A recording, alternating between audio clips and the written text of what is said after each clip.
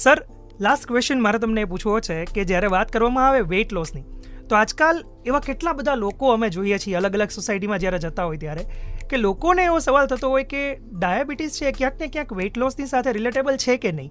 પહેલી વાત એ, અને બીજી વાત એ કે શું તમારે ડાયાબિટીસને કંટ્રોલ કરવો હોય તો તમે વેઇટ લોસને જો તમે નિયંત્રણમાં રાખી લેશો તો એનાથી ડાયાબિટીસ કંટ્રોલમાં આવી જશે.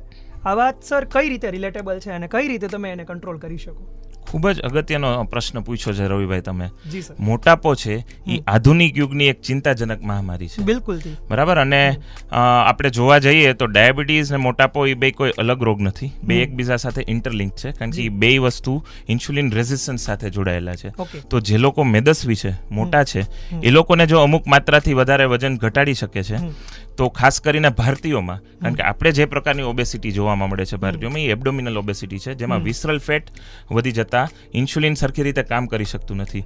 તો જો તમે 5 થી 10% વેઇટ જો તમે લોસ કરી શકો છો, વજન ઘટાડી શકો છો, તો માત્ર ડાયાબિટીસ નહીં, સાથે બીપી, કોલેસ્ટ્રોલ, રાતે નસકોરા બોલાતો બીમારી, સ્ત્રીઓમાં માસિકની સમસ્યાઓ and so on and so fourth, તમે ઘણી બધી બીમારીઓની તમે દવાનો ડોઝ ઘટાડી શકો છો, જેમ કે ડાયાબિટીસની દવા છે, બીપીની ઘણાની દવા બંધ થઈ જતી હોય છે.